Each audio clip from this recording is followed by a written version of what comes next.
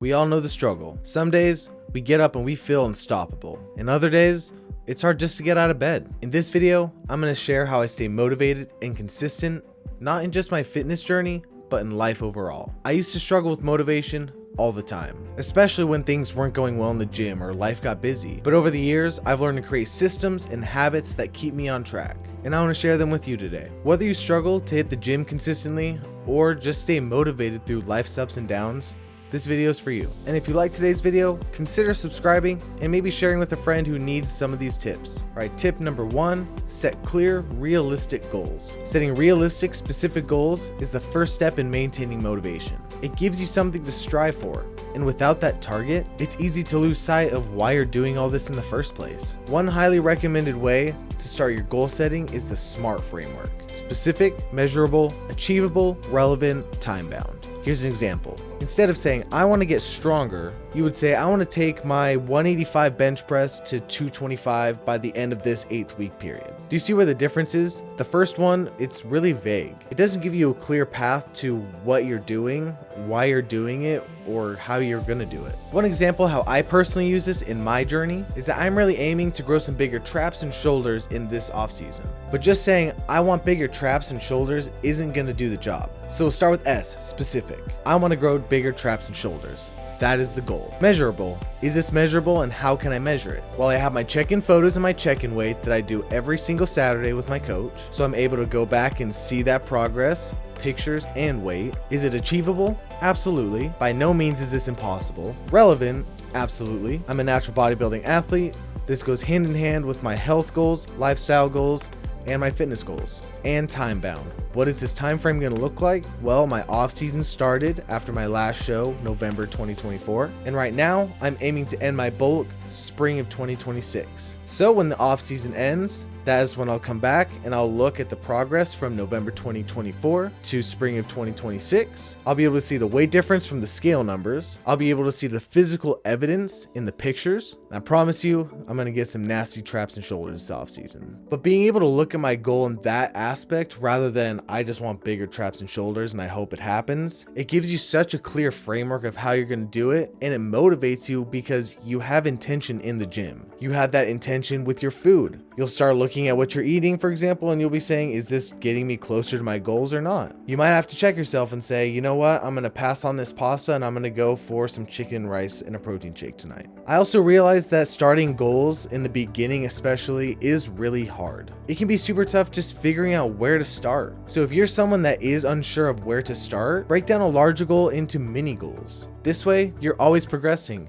and you can celebrate those little wins along the way. An example of this would be, let's go back to the bench press example. I want to take my bench press from 185 to 225 by the end of this next 8-week period. You can make your first checkpoint essentially 2 weeks into that 8-week period, and that checkpoint could be, I want to take 185 to 200 pounds. That way it makes these bigger goals feel a lot more attainable because you're breaking it down to an even more manageable scale. All right, let's move on to tip number 2. Create a routine and you gotta stick to it. The power of habit is enormous. Possibly the most important thing that I've learned is that consistency comes from routine. Motivation is going to fade, but once you make things a habit, you don't need to rely on motivation anymore. That has been huge in my bodybuilding journey. Things can feel monotonous, and to be honest with you, there's a lot of times that I don't want to hit the gym. But because I've ingrained a system and a routine that I made myself stick to for so long, that as soon as that voice in my head that says, dude, I don't want to go to the gym, there's immediately a second voice that slaps him on the side of the head and says, I don't care, let's go. And at that point, I just mix up my pre, and once I get some caffeine in me, it's a lot easier to just get going. As an entrepreneur, my schedule can kind of be what I want it to be. I've been very blessed with that capability, and that's why I worked so hard to get to this point, was because I wanted to have control of my life, my schedule, and what works best for me. And what works best for me is having a strict, consistent routine that's not necessarily planned down to the minute and the hour, but just making sure to get a list of things that I want to get done accomplished by the end of the day. And if you do these things consistently as well, you'll find your own timing and what works best for you. So for today's schedule example, I make sure to start off the day with Jesus. I pray and try and do some Bible studying before I get the day started. I gotta walk Boba and get my 10,000 steps, but I have that scheduled for this afternoon sometime. whatever works best for me. I have that I want to film and edit this YouTube video. I decided to schedule this for my morning. This is my most time-consuming thing that I need to do today. I find that getting my biggest daily task out of the way in the morning just makes the rest of my day run a little more smooth. Today's an active rest day, so I am hitting the gym, but I'm just gonna be doing cardio, some abs, and then I ran short yesterday with my leg day and skipped calves. I know. But I'll be hitting calves today. I have that scheduled for mid-morning, early afternoon. So I have these few tasks that I wanna get done, but I'm not doing them by the hour, because I find that days can be so unpredictable that when I am knocked off schedule, it just stresses me out. So if I have them in a rough timing area, but it gets done, that's what works best for me. And a little pro tip for you guys, for the gym, if you can, schedule your workouts like meetings or other commitments. If you put them on your calendar or in your daily checklist that it has to get done, it makes it feel like a must do rather than a maybe later. And remember, consistency is not just about fitness. As you can tell from my earlier example, I use this approach in my regular life as well. Work, meal prepping, staying on top of personal projects, having a routine makes everything flow smoothly. Tip number 3, surround yourself with positive influences. Let me tell you, your environment matters. One of the biggest motivators in my life is surrounding myself with the right people. Whether it's the people I work out with, a mentor in my life, or just people who share my values in one way or another. I'm willing to bet you've heard the saying, if you want to know what a person's like, take a look at their friend circle, and it's absolutely true. In my circle, Jeremy and Kyle, the boys I work out with a lot, Jeremy's a pro natural bodybuilder, and that's what I aspire to be one day. And Kyle, his brother, he's on that track too. So when it comes to us working out together, we're there with an intention to get better. And you can tell in each and every video that we've done together working out over the last 2 years. We go ballistic and we push each other to be better than we were the week before or the workout before. And that's why I know I'm going to achieve my goal of being a natural pro bodybuilder one day. It's because I train and live like one. And on the flip side of this, when I started to go all in on videography and fitness especially, there are some people that I had to cut out of my life. When I was with them, I would do things that did not align with my goals, and their energy impeded on my energy. When I was with these people, I didn't act like someone who wanted to be all in on fitness, content creation, videography. So at that point, I had to have tough conversations, tough realizations, and decide who I wanted to be. Some of you may have felt this way before, or you're at a crossroads right now. And if you're struggling with that right now, ask yourself, in 5 years, am I gonna thank myself for this or not? When I'm serious with myself and I really think about that, usually that leads me to the right choice. And because social media is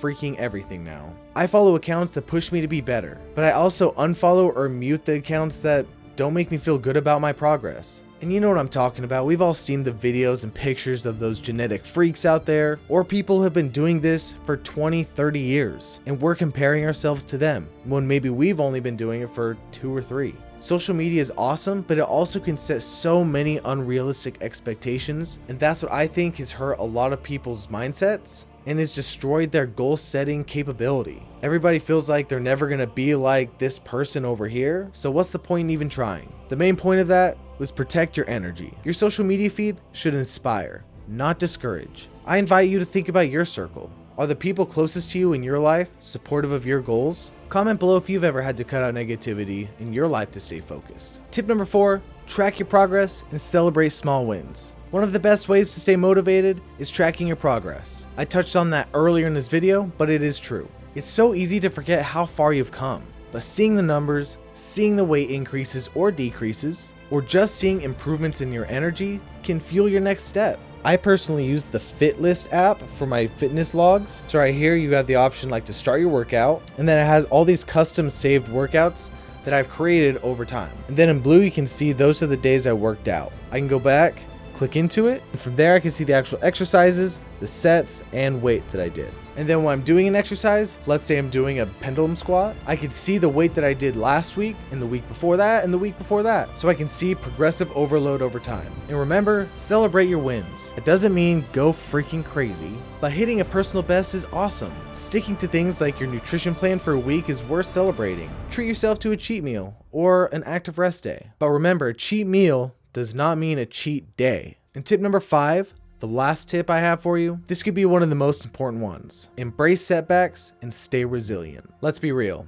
setbacks are inevitable. Whether it's an injury, bad workout week, or life is just throwing curveballs, you're going to face challenges. but it's how you handle those setbacks that determine your long-term success. I've had my fair share of setbacks, especially my fitness journey so far. I've herniated discs in my back twice. I pulled my hamstring and had to deal with that recovery process for about a year and a half, and I'm still dealing with aspects of that recovery process to this day. Shoulder impingements in each shoulder. I've popped a rib out of place a few times, broken fingers, and the most recent one, my left pec has not been 100% since probably November of 2023. It's been giving me issues on and off, and as of right now, I'm back to pretty much square one. But I don't let that deter me from the goal. I just have to pivot a little bit, make sure to really prioritize that recovery process on this pec so that when it is 100%, it stays 100%. And then we'll just keep trucking along until the next inevitable setback happens, and then we'll make our adjustments and keep moving forward. I think that has helped so much in staying positive in my journey by not being afraid of setbacks happening, but knowing that they are going to happen and that I'm strong and capable enough to pivot, make those adjustments, and keep moving forward. I always just remind myself it's not about the setback, it's about the comeback. Life can be overwhelming in one way or another, and I always find that zooming out, taking a look at the big picture, helps. When in doubt, zoom out. If you've had a setback recently, don't beat yourself up. Take it as a lesson and get back on track. Comment below a time you've overcome a setback and how you came back stronger. To wrap this up, staying motivated is not about being excited to consistently go work out. It's about building a consistent routine, setting clear goals, surrounding yourself with positivity, tracking progress, and being resilient when things don't go as planned. I hope these tips can help you stay motivated and consistent in your fitness or life journey. Remember, it's not about perfection, it's about progress. If you enjoyed this video, drop a like, share it with someone who maybe needs a motivational boost, and don't forget to subscribe for more fitness and lifestyle content.